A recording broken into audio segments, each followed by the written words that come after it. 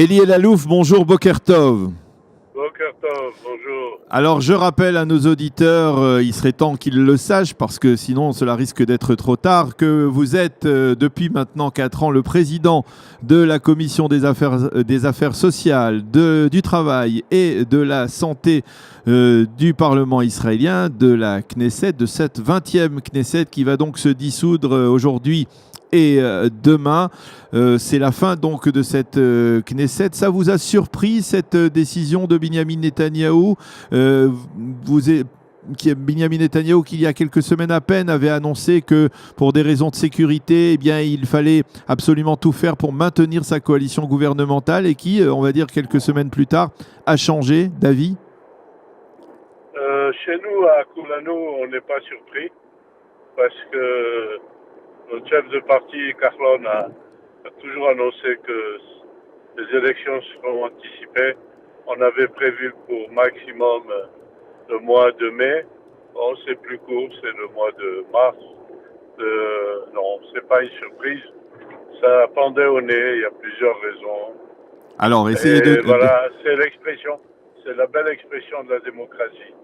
Alors, quelles sont les raisons, à votre avis, qui ont conduit Binyamin Netanyahou à devancer les élections? Est-ce que c'est lié, comme le disent certains commentateurs ce matin, aux enquêtes judiciaires le concernant et aux conclusions que pourrait faire le conseiller juridique du gouvernement, Mandelblit? Non, je n'ai aucune donnée pour confirmer cette position. Ce qui est sûr, c'est que une coalition de 61 députés permet à certains députés de faire passer des lois insupportables. Et moi, je crois que c'est une bonne chose qu'on arrête ce festival d'extrémisme de part et d'autre dans la coalition gouvernementale. Il faut arrêter, il faut avoir un gouvernement plus équilibré et où les expressions sont plus logiques et plus domptables que celles qu'il y a aujourd'hui. Alors, avant de voir un peu, d'envisager les perspectives au début de cette campagne électorale qui va nous conduire jusqu'au 9 avril, peut-être est-il temps de dresser une sorte de bilan de l'action du gouvernement en général et de l'action de votre parti, de votre action en particulier aussi. Pendant cette 20e Knesset, vous l'avez peut-être vu déjà, la première page du Israël Hayom est entièrement consacré à le chef de parti, Moshe Kahlon, qui a dû payer assez cher, on va dire, cette publicité pour mettre en avant, on va dire, ses résultats et son action dans le domaine social en particulier. Vous pensez que Kulanu, d'une manière, Kulanu en particulier et la coalition gouvernementale en général, le gouvernement, ont bien agi de manière efficace en matière sociale, puisque c'est ce qui vous intéresse en particulier? Je n'ai pas vu Israël Hayom, c'est pas mon journal du matin. Deuxièmement, je crois que la raison d'être de Kulanu, c'est l'activité sociale. Et quand on voit le bilan qui a été fait tout le long de ces 4 dernières années, c'est impensable, ça ne s'est jamais vu auparavant.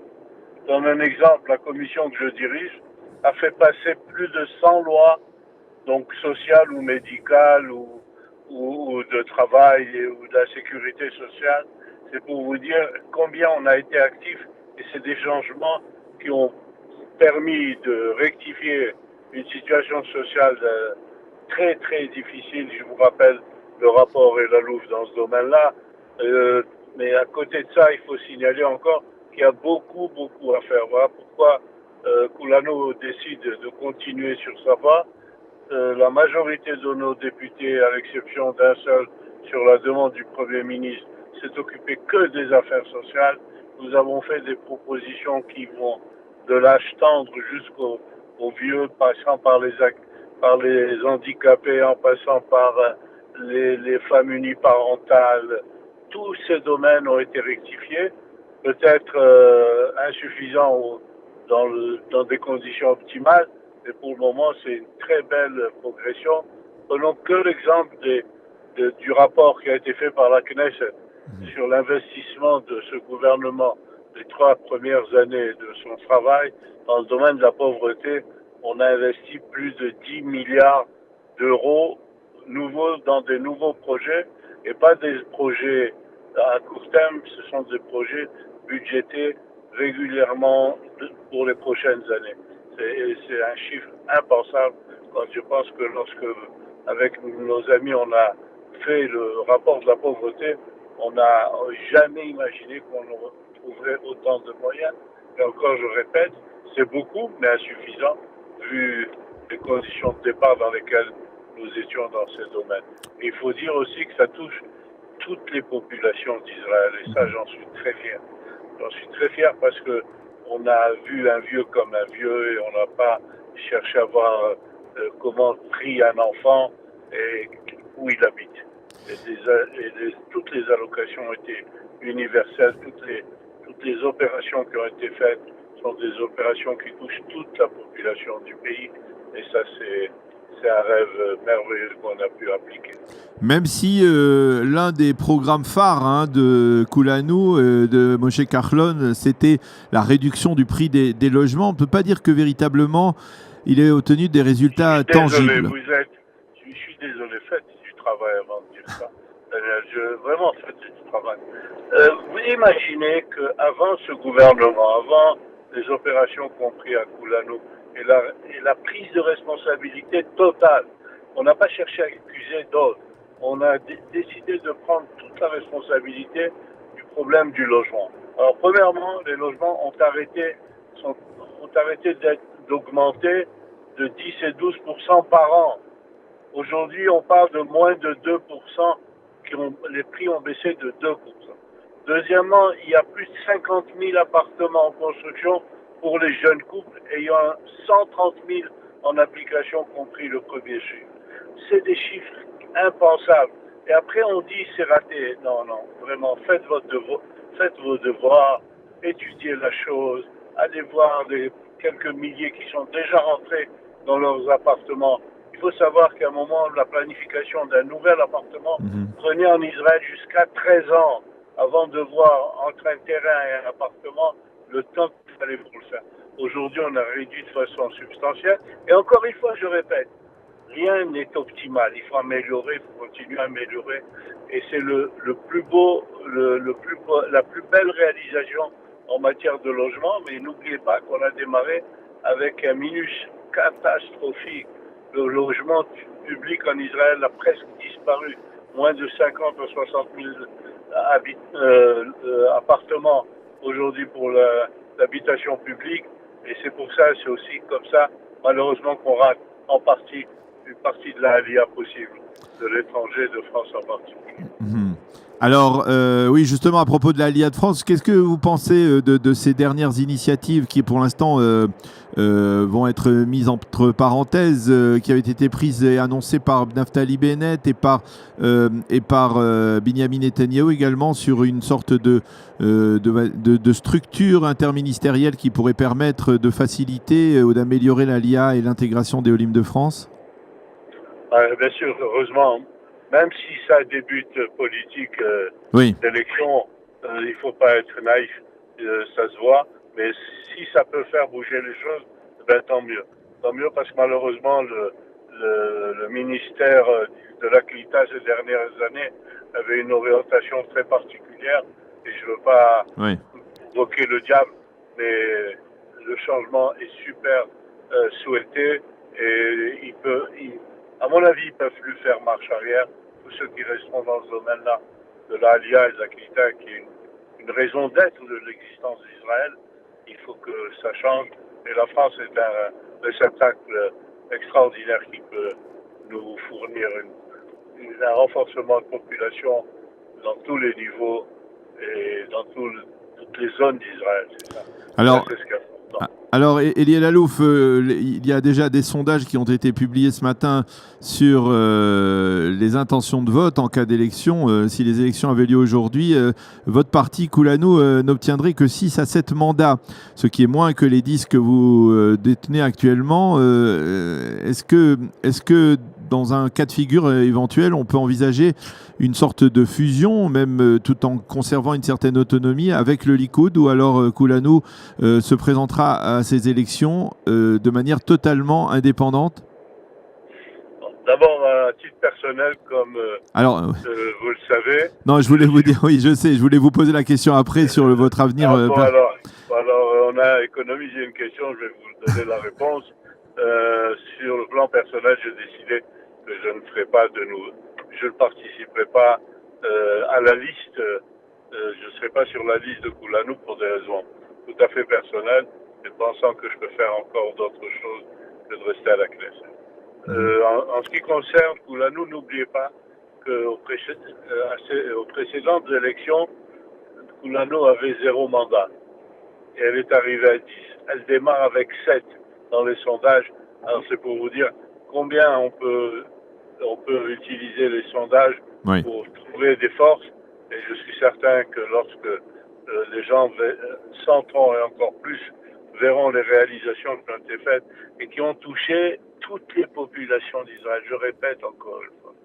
Alors, je suis certain que le chiffre ne s'arrêtera pas à 7. Alors, 7 dans la tradition juive, c'est un bon chiffre.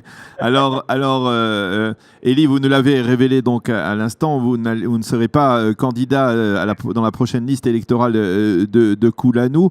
Est-ce que c'est tout simplement, vous parlez de raisons personnelles, est-ce que c'est tout simplement peut-être une forme de frustration que peut-être à la Knesset, bien qu'on ait le pouvoir, on n'ait pas peut-être la possibilité de concrétiser ou d'agir?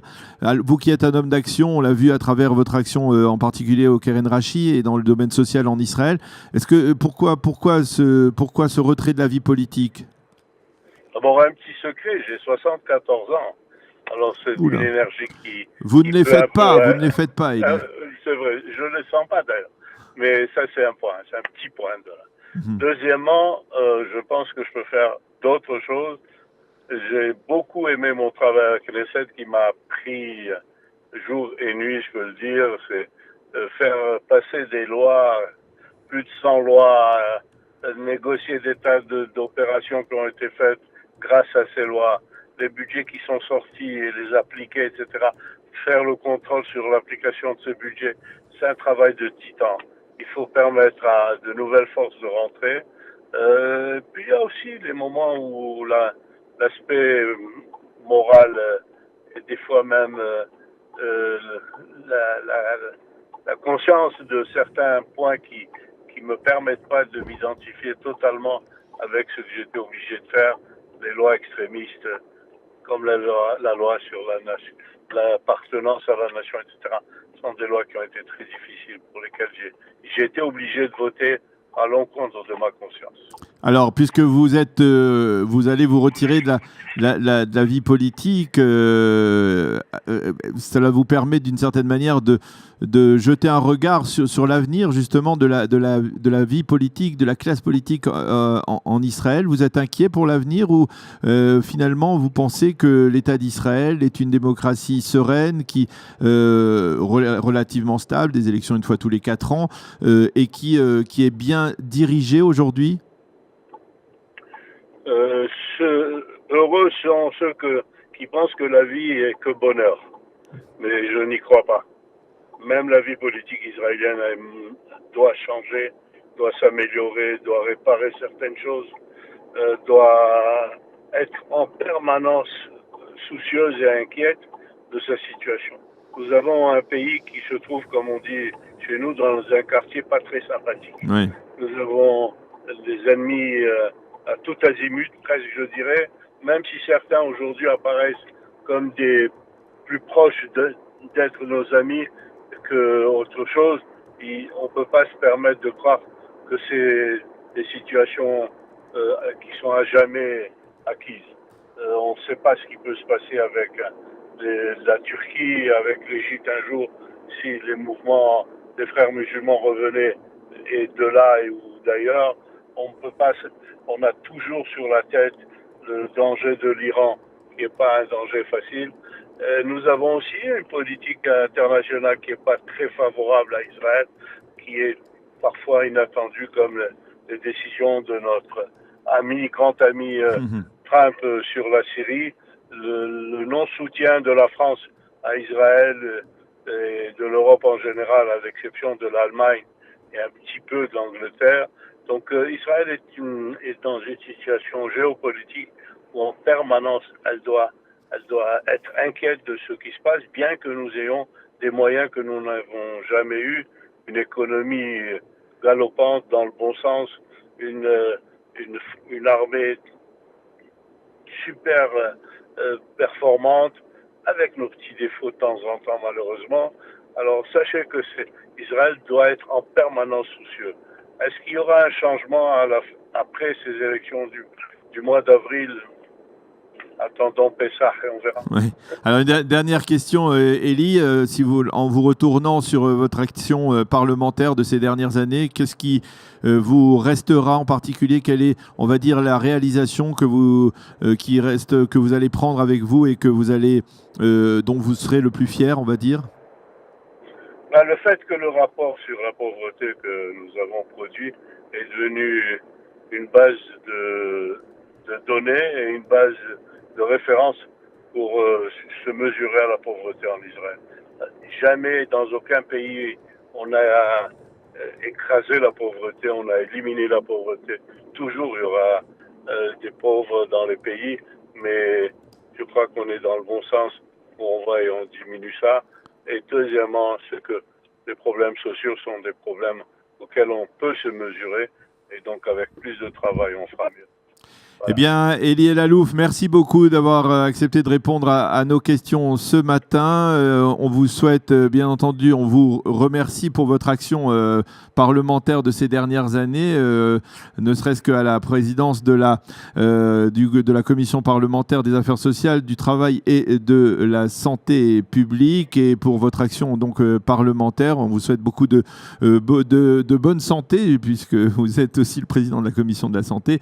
Beaucoup de bonne santé et pour poursuivre votre action pour l'État d'Israël et en particulier aussi pour l'Éolim de France. Merci d'avoir été avec nous ce matin à la veille de la dissolution de la 20e Knesset. Merci et bonne continuation. Shalom, shalom. Merci.